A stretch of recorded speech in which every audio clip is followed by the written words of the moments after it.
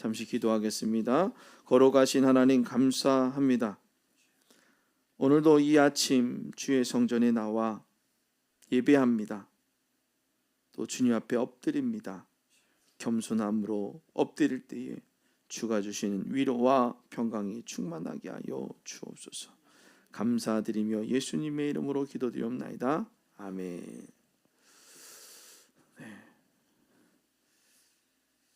우리 옆에 있는 분하고 인사하도록 하겠습니다. 잘 오셨습니다. 잘 오셨습니다. 은혜 받고 갑시다. 아멘. 네. 지금 비가 조금씩 오나요? 네, 비가 오죠. 네, 비가 오면 날씨도 그렇고 몸도 그렇고 꾸물꾸물하지만 그럼에도 불구하고 그 모든 것을 이기고 예배 자리에 나온 여러분들 가운데 하나님의 위로와 평강이 또 치유의 역사가 나타날 줄로 믿습니다. 우리가 사는 이 도시 여러분 어떻습니까? 밤에도 빛이 꺼지지 않습니다. 참 요즘은 그래도 많이 캄캄한 데가 있긴 하지만 빛이 꺼지질 않아요. 화려한 네온 사인과 아파트 단지의 불빛은 우리가 참 열심히 그리고 풍족하게 살았다고 보는 증거처럼 보이게 됩니다.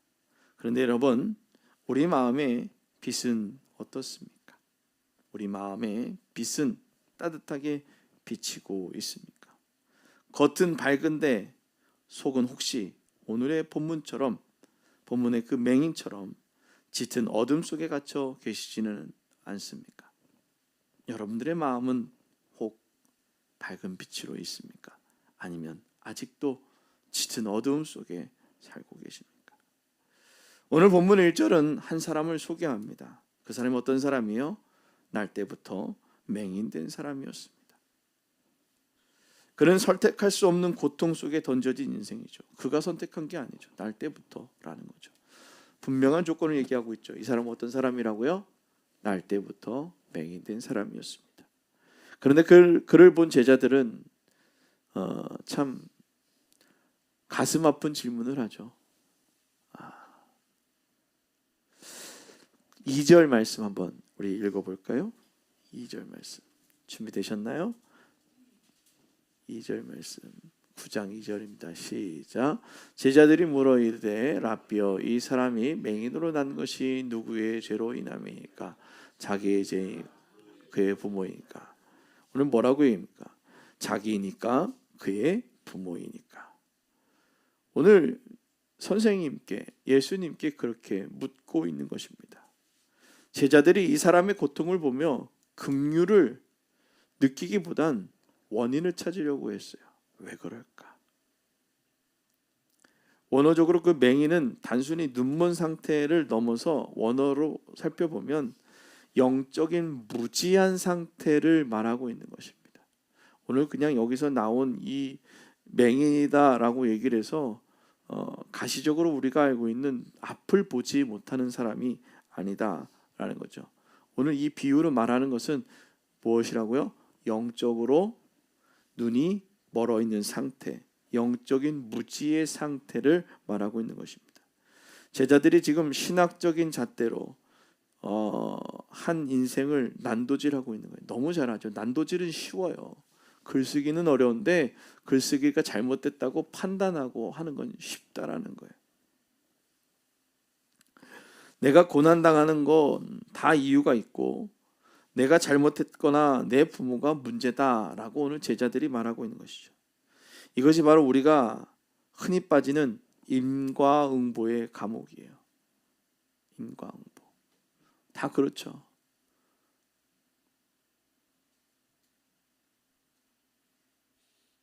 오늘 지금을 살아가는 현대를 살아가는 우리 3060 세대들을 성도님들의 삶을 보면 어떻습니까? 자녀가 기대만큼 공부를 못하면 내 정성이 부족한 것이 아닌가라고 자책하기도 하고, 직장에서 승진이 밀리거나 사업이 어려지면 하나님이 나를 치시나라고 하며 두려워하기도 합니다. 최근 뉴스에 따르면 4050 세대에서 무려 60% 이상이 설명할 수 없는 불안감과 상대적 박탈감을 느낀다고 얘기하고 있습니다. 특히 인공지능 시대, 인공지능이 지배하는 정보 홍수의 시대에 살면서 우리는 모든 것을 데이터와 원인으로 분석하려고 합니다. 저 집은 저래서 망했고 저 집은 저래서 잘 됐어 라는 타인의 아픔을 보며 제자들처럼 분석합니다. 하지만 분석은 치유를 가져오지 못한다라는 것이죠. 오히려 내 탓이라는 자책이나 세상 탓이라는 분노만 키울 뿐입니다. 우리는 눈을 뜨고 있지만 정작 하나님의 손길을 보지 못하는 정보의 맹인이 되어가고 있지는 않습니까? 예수님은 제자들이 인과응보적 시선을 완전히 뒤집어 버리고 다시금 가르쳐 주고 계십니다. 누구의 죄 때문이 아니고 하나님이 하시는 일을 나타내고자 하심이라. 우리 3절 말씀 읽어보도록 하겠습니다. 3절 말씀입니다. 시작.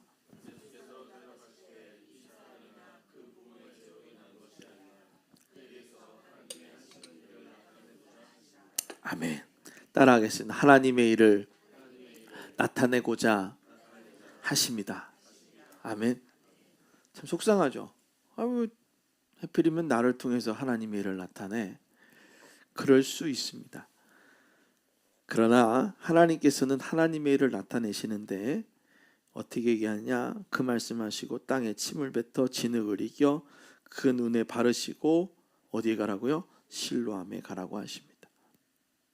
여러분, 맹인으로 실로암에 눈을 씻고 처음 빛을 보았을 때 그가 느낀 것은 무엇이었을까 한번 상상해 보셨습니까? 저도 그냥 눈이 안 보이고 이렇게 있다가 눈이 보여졌다라고 해서 행복하겠다라고만 생각할 수 있지만 다시 보면 혼돈이지 않을까요? 빛에 대한 이론이 분명히 알고 있었을 것입니다. 그런데 진짜 빛을 보니까 그것은 경이로움 그 자체였을 것입니다. 최근 의료계에 놀라운 뉴스가 있었는데 유전자 가위 기술이나 인공 망막 이식을 통해 수십 년간의 암흑 속에 살던 시각 장애인들의 빛을 되찾아주는 사례들이 2025년부터 26년 기준을 통해 보고가 되고 있습니다. 한 인터뷰에서 수술 후 처음으로 세상을 보게 된 환자가 이런 말을 했다고 합니다. 사람들이 빛이 무엇인지 수천 번 설명해 줬지만 내가 직접 본 빛은 그 어떤 설명과도 달랐습니다. 빛은 정보가 아니라 살아있음 그 자체였습니다. 수술 집도한 전문의는 또 이렇게 덧붙입니다. 처음 빛을 본 환자들은 대부분 말을 잇지 못하고 울기 시작합니다.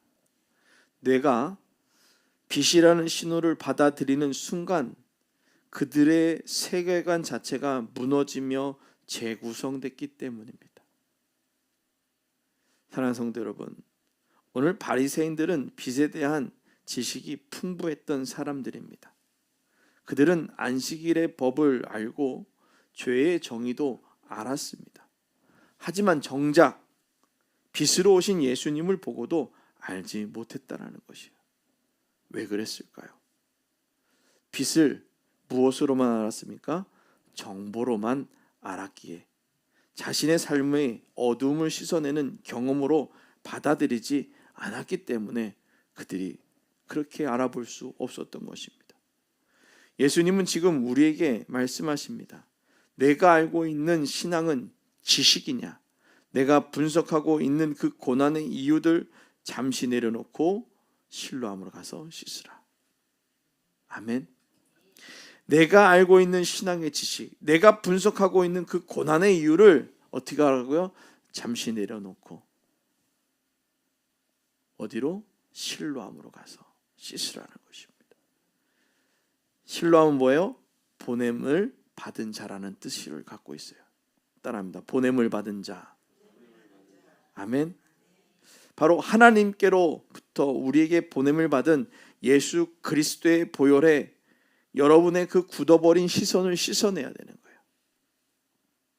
따라합니다. 예수 그리스도의 보혈에 나의 굳어버린 시선을 씻겠습니다. 다시 한번 하겠습니다.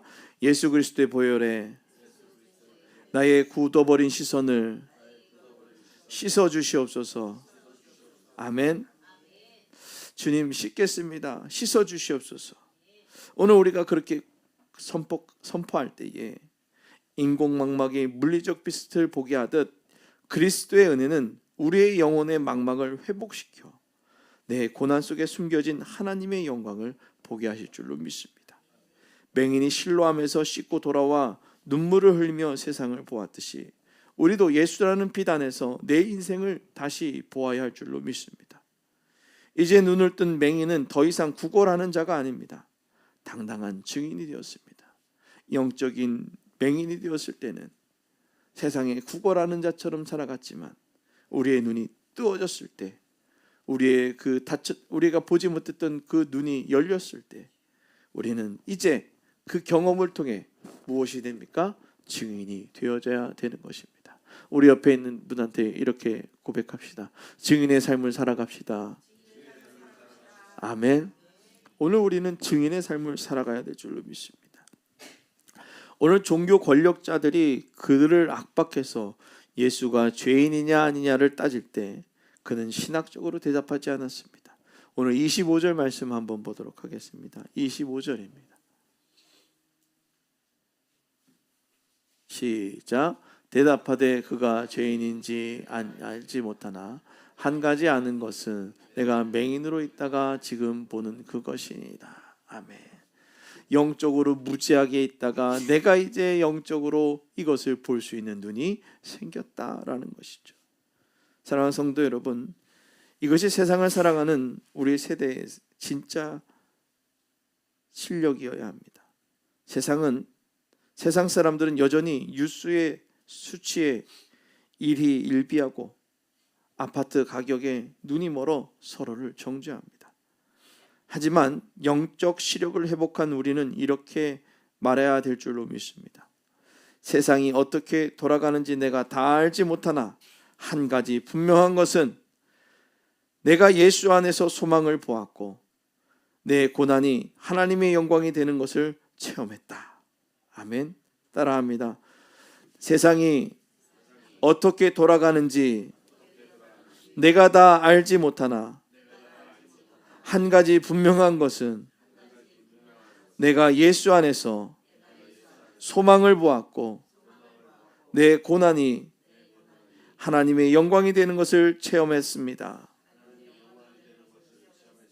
아멘. 오늘 우리에게 그러한 믿음이 있어야 될 줄로 믿습니다. 오늘 우리의 입술에 그러한 선포가 되어져야 될 줄로 믿습니다. 오늘 우리가 사순절의 길목에서 우리의 시선을 정비하기를 주님의 부탁을 드립니다. 첫 번째로는 과거의 죄를 묻는 시선에서 미래의 영광을 보는 시선이 되어지길 바랍니다.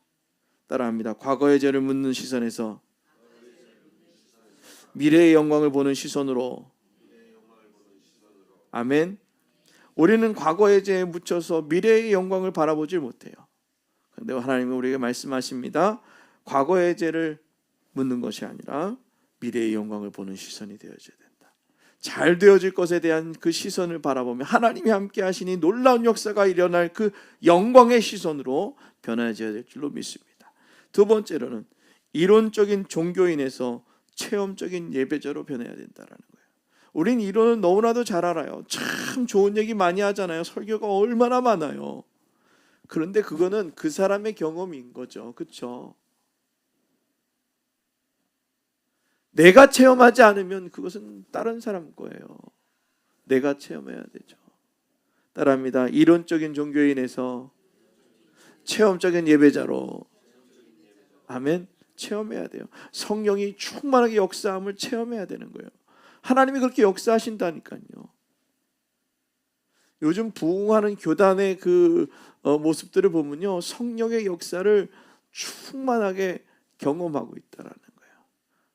신학적인 잣대로 이건 맞고 이건 아니고 이건 틀리고 이건 잘못됐고가 아니라 하나님이 우리를 사랑하셔서 보지 못하는 자를 보게 하시고 눈을 뜨게 하시고 회복시키시고 치유하시는 그 하나님의 역사를 충만하게 느끼는 거예요. 그럼 어떻게 해요? 내가 먼저 뭐 하지 말아야 돼요? 재단하지 말아야 돼요. 내가 먼저 이건 아니다라고, 내가 먼저 이건 아니고 내가 이렇게 살아왔고 이거 다 내려놓는 거예요. 누가 역사하기 때문에? 따라합니다. 하나님이 역사하신다. 아멘. 믿고 선포하면 역사하는 거예요. 이해되어져야 믿는 게 아니고요. 이해되어지지 않아도 믿고 나아가는 거예요. 그럼 누가 역사해요? 하나님이 역사하는 거예요. 마지막 세 번째로는 절망의 소경에서 희망의 증인으로 살아가야 된다. 따라합니다. 절망의 소경에서 희망의 증인으로. 아멘. 세상을 살다 보면 절망적인 얘기가 우리의 귀를 그냥 스쳐 지나갈 때마다 그냥 날카롭게 지나가요. 그리고 어디에 꽂혀 있습니까? 마음에 꽂혀 있어요. 희망적인 얘기도 많이 마음에 꽂혀 있지만 절망적인 얘기가 우리를 끝까지 잡고 우리를 어디로 만들어 버려요? 그냥 수렁으로 그냥 깊이 끌어가요. 일어나지도 않아요. 일어나려고 하면 또 하나 던져요. 어떻게 해요?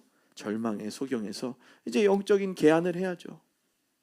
영적인 눈이 열려야죠. 그래서 실로암으로 가는 거예요.